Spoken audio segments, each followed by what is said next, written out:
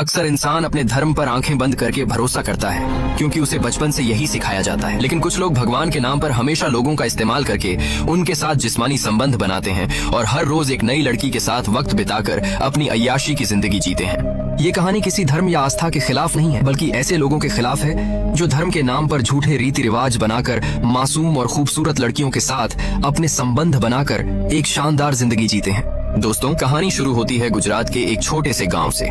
वक्त था 1835 का। इसी गांव में एक खुशहाल परिवार में एक छोटे बच्चे का जन्म होता है जो दिखाई देने में बिल्कुल अपने दादा पर गया है, इसलिए इसका नाम इसके दादा के नाम पर रखा जाता है, कृष्णदास। कृष्णदास को अपने नाम के पीछे लगा दास बिल्कुल भी पसंद नहीं था। धीरे धीरे वक्त बीतता गया और कृष्णदास बड़ा हुआ, लेकिन इसके सवाल इसकी उम्र से भी बड़े होते गए। जब एक बार कृष्णदास पूजा कर रहा होता है, तभी कृष्णदास देखता है कि पंडित ने पूजा में अनाज के कुछ दाने डाले हैं, जिस पर कृष्णदास ने तुरंत पंडित से सवाल किया, आपने अग्नि में अनाज क्यों डाला?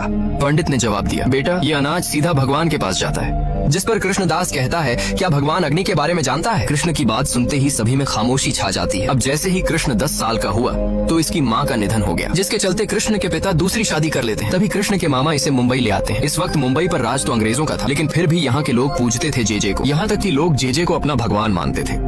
जेजे की हवेली के पास ही कृष्ण का घर है। वक्त बीतता गया और अब कृष्ण बड़ा हो गया। कृष्ण एक क्रांतिकारी सोच रखने वाला इंसान बना। हम देखते हैं कि आज होली का त्योहार है। कृष्ण जल्दी से घर आकर सबसे पहले अपनी भाभी को रंग लगाता है। इसके बाद अपनी होने वाली पत्नी किशोरी को रंग लगाने निकल पड़ता है। जब कृष्ण अपनी मंगेतर के पास पहुंचकर इसे रंग लगाने की कोशिश करता है तो किशोरी मना कर देती है। किशोरी कहती है, सबसे पहले मैं जेजे को रंग लगाऊंगी और इसके बाद ही पूरी शहर में होली खेली जाएगी। ये सुनकर कृष्ण को अजीब लगता है, लेकिन फिर भी कृष्ण इसकी बात को रख लेता है। किशोरी इतना कहकर हवेली पहुंच जाती है जहाँ पर जेजे भगवान को रंग लगाया जाता है। यहाँ पर हम जेजे को देखते हैं, जिसे यहाँ के लोग अपना भगवान मानते हैं। सभी लोग जेजे के सामने होली खेलते हैं। तभी जेजे खड़ा होता है और सबसे पहले किशोरी को रंग लगाता है और इसे अपनी चरण सेवा में अपने कमरे में बुलाता है। ये देखकर किशोरी का पूरा परिवार काफी खुश होता है, क्योंकि जेजे ने इतनी सारी लड़कियों में से किशोरी को ही चुना है। लड़कियों के लिए ये गर्व की बात मानी जाती है कि मैंने जेजे की चरण सेवा की है। कुछ वक्त के बाद किशोरी जेजे की हवेली में पहुंच जाती है, जबकि कृष्ण जगह जगह पर किशोरी की तलाश कर रहा होता है। तभी किशोरी की छोटी बहन कहती है कि किशोरी को महाराज जेजे ने अपनी चरण सेवा के लिए चुना है, इसलिए किशोरी जेजे के पास उसके कमरे में गई है। कृष्ण के कुछ भी समझ नहीं आता है कि ये चरण सेवा क्या है, इसलिए खुद हवेली में जाने का फैसला करता है। जैसे ही कृष्ण हवेली पहुंचा तो गेट दरबान ने इसे अंदर जाने से रोक लिया और कहा, तुम ऊपर खिड़की से देख सकते हो। कृष्ण जैसे ही ऊपर पहुंचा तो इसने देखा कि यहाँ पर काफी सारे लोग हैं जो खिड़की से खड़े होकर नीचे देख रहे हैं। कृष्ण ने जैसे ही एक खिड़की से नीचे देखा तो इसके होश उड़ गए। कृष्ण ने पाया कि किशोरी जेजे के साथ है। ये देखकर कृष्ण ने जोर से कहा, किशोरी, और भागते हुए जबरदस्ती अंदर घुस जाता है और किशोरी से बोला, किशोरी ये सब क्या है? ऊपर खड़े लोग कृष्ण से कहते हैं, तुम ये क्या कर रहे हो? तुम भगवान के काम में बाधा डाल रहे हो, तुम्हें इसका पाप लगेगा।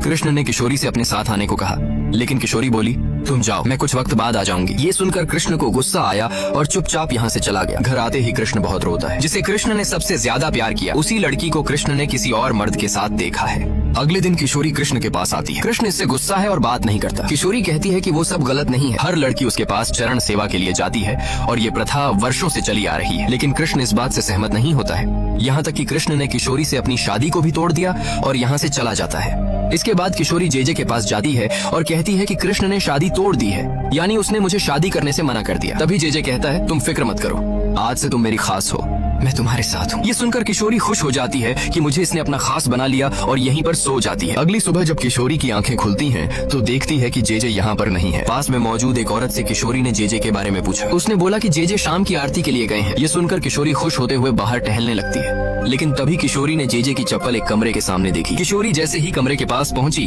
तो इसने सुना कि जेजे के साथ कमरे में एक लड़की है। जेजे लड़की से कह रहा है, आज से तुम मेरी खास हो।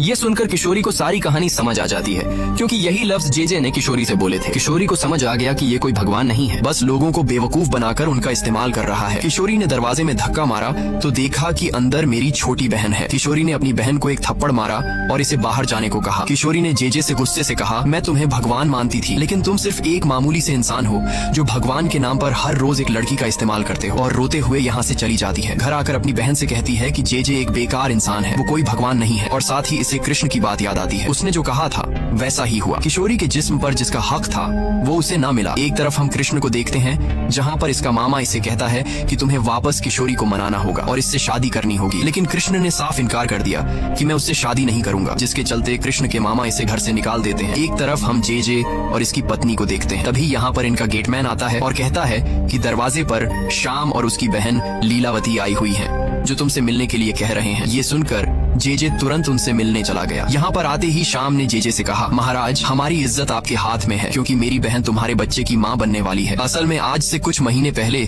जे ने लीलावती के साथ चरण सेवा मनाई थी। जे श्याम से कहता है, मैं एक डॉक्टर के बारे में जानता हूँ, तुम अपनी बहन को वहाँ ले जाओ और इस बच्चे को गिरवा दो। ये सुनकर श्याम को काफी गुस्सा आया और जे को मारने आगे बढ़ा, लेकिन जे के शावकों ने श्याम को पकड़ लिया। तभी लीलावती जे के चरण में आई और बोली कि ये बच्चा भगवान का बच्चा है, मैं इसे जिंदगी दूंगी। तभी प्रसाद के नाम पर जे लीलावती को एक लड्डू खिलाता है और इन दोनों को हवेली से बाहर भेज दिया जाता है। इसी दौरान यहाँ से कृष्ण गुजर रहा होता है। तभी इसकी नजर श्याम और लीलावती पर पड़ी। लीलावती जोर जोर से चिल्ला रही है। ये देखकर कृष्ण ने कहा, तुम डरो नहीं, मैं तुम्हारी मदद करता हूँ। कृष्ण भागते हुए पास में मौजूद एक लड़की की गाड़ी को लाने लगा और जैसे ही वापस उस जगह पर पहुंचा तो इसने देखा कि वो दोनों यहाँ से गायब हैं। कृष्ण भागते हुए एक दूसरे महाराज के पास पहुंचा, इसका नाम लावंजी है, और उनके बारे में पूछा, जिस पर लावंजी बोला, ना जाने ये हवेली कितने बेकसूर लोगों को खा गई। कृष्ण ने कहा, जब तुम ये सब जानते हो तो आप जे के खिलाफ आवाज क्यों नहीं उठाते। लावंजी ने बोला, हवेली में सारी संपत्ति जे की वजह से ही आती है, इसीलिए हम इसके खिलाफ कुछ नहीं बोल सकते। खैर, इसके बाद कृष्ण नारोजी के पास जाता है और इसे सारी कहानी बताता है कि हवेली में जे लड़कियों के साथ क्या करता है। हमें इस सच्चाई को दुनिया के सामने लाना होगा। जिस पर नारोजी कहता है, जब हवेली में रहने वाले लावंजी महाराज उसके कुछ नहीं बिगाड़ पाए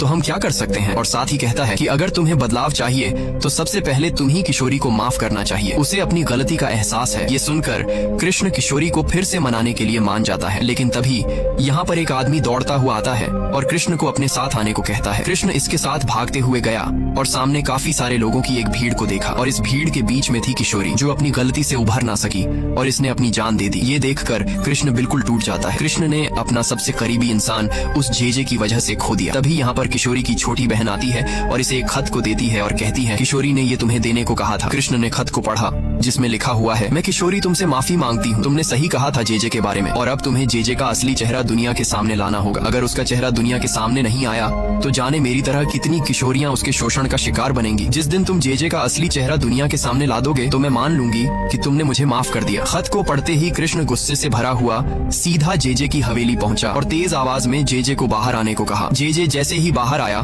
तो कृष्ण ने इसे कहा, जंग शुरू हो चुकी है, जल्द ही मैं तुम्हारा चेहरा सभी के सामने लाने वाला हूँ। जे ने घमंडी अंदाज में कहा, तुम अभी मासूम हो, तुम मेरा कुछ भी नहीं कर सकते। अगले दिन कृष्ण नारोजी भाई को एक पत्र देता है और इसे आज के अखबार में छापने को कहता है, लेकिन नारोजी इस पत्र को अपने अखबार में छापने से इनकार करते हैं क्योंकि इस पत्र में साफ साफ जे के खिलाफ लिखा हुआ है। नारोजी का मानना होता है कि जे को मानने वाले काफी लोग हैं, अगर मैंने इस तरह की खबर छापी तो जे के चाहने वाले भड़क सकते हैं जिससे शायद दंगे फैल सकते हैं। यहीं पर मौजूद सौरभ और गोपाल जी जो दोनों कृष्ण की बात से सहमत हो जाते हैं, लेकिन समस्या ये थी कि अब नारोजी ने कृष्ण का पत्र छापने से मना कर दिया था, इसलिए कृष्ण ने खुद का पत्रिका खोलने का फैसला किया है। कुछ वक्त के बाद कृष्ण ने अपना खुद का एक पत्रिका खोल लिया जिसका नाम रखा सत्य प्रकाश, जिसके बाद रीति रिवाज के मुताबिक मशाल फोड़ा गया और अब कृष्ण और जे के बीच की जंग उभर चुकी है। इसके अगले ही दिन नारोजी ने अपने पत्र की काफी सारी कॉपियां छाप दी और शाम के वक्त ही सभी कॉपियों को पूरे शहर में बांटने का फैसला लिया गया। कृष्ण ने काफी सारे अखबारों को जिनमें जे के खिलाफ काफी सच्चाई लिखी हुई है, इन सभी अखबारों को कृष्ण के साथ काम करने वाला बूढ़ा और कमजोर आदमी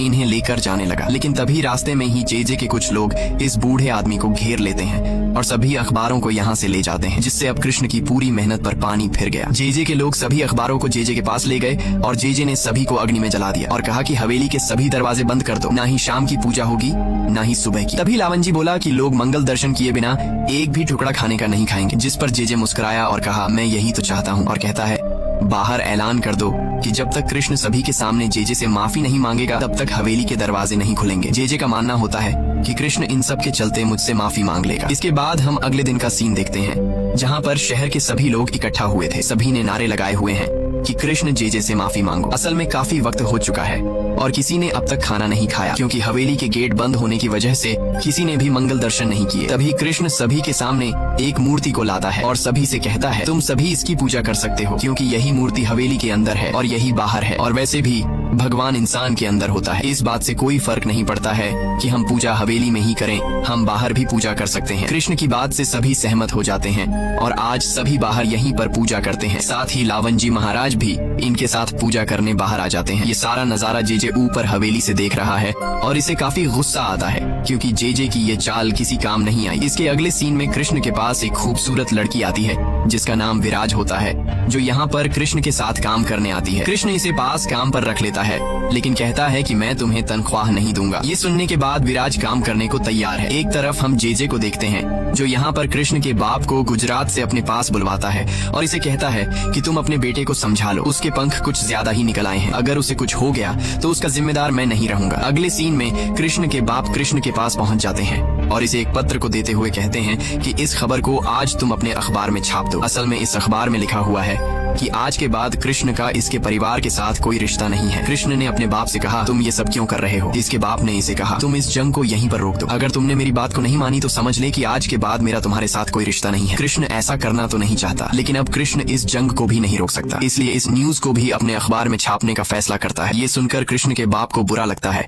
और उदास होकर यहाँ से चला जाता है। कुछ वक्त के बाद कृष्ण एक जगह पर खड़ा होता है, तभी इसके पास विराज आती है। कृष्ण इससे कहता है धीरे धीरे मुझसे मेरी सारी खुशियाँ दूर होती जा रही है, जेजे की वजह से मेरा परिवार प्यार सब छिन गया है। एक तरफ हम जेजे को देखते हैं जिसने हार मानकर हवेली के दरवाजे खोल दिए और अब अपनी एक नई चाल चलता है और कृष्ण के ऊपर 50,000 रुपए का मानहानि का केस कर देता है। जब ये बात कृष्ण को पता चलती है तो वो डर जाता है क्योंकि कृष्ण के पास ना तो इतने सारे पैसे हैं और ना ही अब केस को लड़ने के लिए गवाह।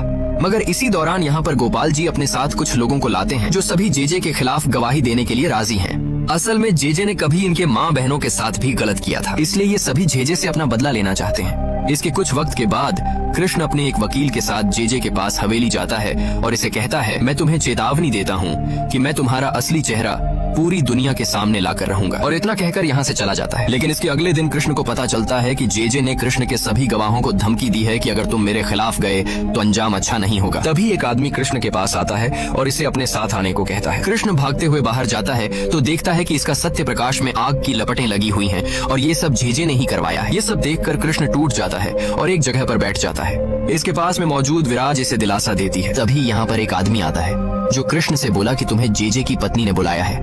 ये सुनकर कृष्ण जल्दी से जेजे की पत्नी के पास पहुंच गया। कृष्ण के आते ही जेजे की पत्नी से एक कागज के टुकड़े को देती है और कहती है कि इस पते पर जाओ, तुम्हें यहाँ पर एक ऐसा गवाह मिलेगा जो जेजे को हारने पर मजबूर कर देगा। कुछ वक्त के बीत जाने के बाद कृष्ण उस पते पर पहुंच जाता है और एक छोटे से घर में पहुंचता है जहाँ पर इसकी मुलाकात शाम और उसकी बहन लीलावती से होती है। कृष्ण ने इन्हें देखते ही पहचान लिया और कहा मैं उस दिन तुम्हें लेने के लिए हाथ गाड़ी लेकर आया था, लेकिन जब तक तुम वहाँ से गायब थे। शाम कहता है तुम्हारे आने से पहले कुछ लोग वहाँ पर आए और जबरदस्ती हमें खींचकर हवेली के अंदर ले गए, जहाँ पर जेजे की पत्नी ने लीलावती को अदरक वाला पानी पिलाया था जिससे उसे उल्टियाँ हो गईं और बच्चा सही सलामत बच गया। अब कृष्ण के पास एक मजबूत सबूत हाथ लग गया और साथ ही अब एक बार फिर से खुद अपनी सत्य प्रकाश पत्रिका को सही करवा देता है। इसके तुरंत बाद कृष्ण फिर से जेजे के पास जाता है, लेकिन तभी जेजे अपने पीछे से लीलावती और अपने एक नौकर को बुलाता है। यानी जेजे ने रात में ही लीलावती को कैद कर लिया और अपने नौकर के साथ इसकी शादी करवा दी, जिससे अब सभी को यही लगेगा कि लीलावती के पेट में जो बच्चा है वो इसी नौकर का है, जिससे अब एक बार फिर से कृष्ण की चाल एक हार में बदल गई और अब कृष्ण के पास कोई भी ऐसा पक्का सबूत नहीं बचा जिसे कृष्ण कोर्ट में पेश कर सके। वक्त बीत जाने के बाद आखिरकार वो दिन आ ही गया जब सभी कोर्ट में पेश होना है। जैसे ही जेजे की एंट्री होती है तो जेजे के हजारों भक्त इसके नारे लगाने के लिए आए हुए थे। सभी के मुंह से जेजे के नारे लगाए जा रहे हैं, यहाँ तक कि जेजे के पैरों तले लोगों ने अपने हाथ बिछा दिए। जेजे को पूरे सम्मान के साथ कोर्ट तक पहुंचाया जाता है। पास में खड़ा कृष्ण ये नजारा देख रहा है, लेकिन फिर भी अपनी हिम्मत को बनाए रखता है। कुछ वक्त के बाद सभी कोर्ट में पेश किए जाते हैं। तभी कृष्ण का वकील सबसे पहले जेजे के सबसे अहम डॉक्टर को बुलाता है, जिसने आज से काफी साल पहले जेजे का काफी बार इलाज किया था। डॉक्टर कहता है जेजे को चांदी का रोग है। यह रोग ऐसा होता है जो आदमी एक से ज्यादा औरतों के साथ संबंध बनाता है, और मुझे इसलिए पता है क्योंकि मैंने काफी बार जेजे का इलाज किया था। मैं एक वक्त पर इसका पर्सनल डॉक्टर था। तभी जेजे कहता है शायद डॉक्टर ने गलत सुना था, मुझे चांदी का नहीं बल्कि चांदा का रोग है। शायद डॉक्टर के सुनने में फर्क पड़ गया, और चांदा का रोग एक तरह का फोड़ा फूंसी वाला होता है। तभी डॉक्टर ने भड़कते हुए जवाब दिया जेजे झूठ बोल रहा है। अगर किसी को मेरी बात का विश्वास नहीं है तो आप किसी भी डॉक्टर से इसका मेडिकल टेस्ट करवा सकते हो। ये बात सुनकर जेजे घबरा जाता है। इसके पास अब कोई सबूत नहीं होता, इसलिए एकदम शांत हो जाता है। इसके बाद जेजे के सेवक को बुलाया जाता है। कृष्ण का वकील इससे पूछता है तुम्हारी शादी लीलावती के साथ कब हुई थी? सेवक घबराते हुए बोला उससे मेरी शादी करीब 8 महीने पहले हुई थी। साथ ही घबराते हुए ये भी बोल देता है कि उसके पेट में जो बच्चा है वो मेरा है। जिस पर वकील कहता है, मैंने ये तो नहीं कहा कि वो बच्चा तुम्हारा नहीं है, तुम बार बार इस बात को क्यों दोहरा रहे हो? और वैसे भी मैंने तो बच्चे के बारे में पूछा भी नहीं था। जिससे अब ये नौकर अपने ही जाल में फंस जाता है। जिसके बाद डॉक्टर ने फिर से बोला कि ये बच्चा इस नौकर का नहीं है बल्कि जेजे का है, और इसने कल रात ही लीलावती की शादी अपने नौकर से की है ताकि मैं खुद बच सकूं। तभी जेजे बोला, डॉक्टर अपनी हद में रहकर बोलो, क्या तुम्हें पता कि बाहर हजारों की मात्रा में लोग हैं जो मुझे अपना भगवान मानते हैं? अगर उन्हें पता चला कि उनके भगवान के ऊपर इतना गंदा इल्जाम लगा है तो वो भड़क सकते हैं, जिससे तुम्हारी जान को खतरा हो सकता है, और इसके जिम्मेदार तुम खुद होगे। इसके बाद आखिरी शब्द कृष्ण बोलता है और कहता है कि जो ये चरण सेवा की प्रथा है वो गलत है। स्त्री पर पहला हक उसके पति का होता है, न कि किसी गैर का। और साथ ही कुछ महान शब्द बोलता है। काफी कुछ बोलने के बाद कृष्ण कहता है, जो भी कोई मेरी बात से सहमत है वो सामने आ जाए। कुछ वक्त तक कोई भी सामने नहीं आता, जिससे कृष्ण उम्मीद हार जाता है और जेजे घमंडी अंदाज में खड़ा होकर यहाँ से जाने लगता है। लेकिन तभी पीछे की भीड़ से आवाज आती है, जो कोई और नहीं बल्कि जेजे की भाभी होती है। इसकी भाभी कहती है, मैं तुम्हारी बात से सहमत हूँ। ये सुनकर बाकी लोगों को एक उम्मीद मिलती है। एक के सामने आते हैं, पीछे से सभी लोगों की आवाज आती है। धीरे धीरे काफी सारे लोग कृष्ण के साथ हो जाते हैं। इस खबर को एक आदमी बाहर पहुँचाता है। ये सुनकर बाहर मौजूद जनता भी कृष्ण की बात से सहमत हो जाती है, जिससे अब जेजे का घमंड शर्म से नीचे झुक जाता है और जेजे अब इस केस को हार जाता है। जिसके बाद जेजे कोर्ट से बाहर आता है। बाहर मौजूद लोग जो पहले इसे अपना भगवान मानते थे, अब सभी लोग इसे नफरत भरी निगाहों से देख रहे हैं, क्योंकि सभी को पता चल गया कि ये कोई भगवान नहीं है, बस एक मामूली सा आदमी है जो लोगों को बेवकूफ बनाकर अय्याशी की जिंदगी जीता है। जेजे चुपचाप डरते हुए यहाँ से निकल जाता है। तभी पीछे से कृष्ण आता है, जिसे अब सभी लोग पसंद करने लगे हैं, और अब इसी के साथ ये कहानी खत्म होती है। दोस्तों, ये सिर्फ एक फिल्म नहीं बल्कि ये हकीकत है, क्योंकि आज के वक्त में भी कुछ लोग ऐसे ही लोगों को बेवकूफ बनाकर अपनी ऐशो आराम की जिंदगी जीते हैं, चाहे वो किसी भी धर्म में हो। इसलिए किसी पर भी आंख बंद करके भरोसा नहीं करना चाहिए। बाकी अगर आपको ये कहानी पसंद आई है तो वीडियो को लाइक और चैनल को सब्सक्राइब कर दें, क्योंकि आपको इस चैनल पर इसी तरह की कहानियों को एक्सप्लेनेशन देखने को मिलता रहेगा। बाकी मिलते हैं हमारी एक और नई वीडियो के साथ। जब तक के लिए बाय बाय।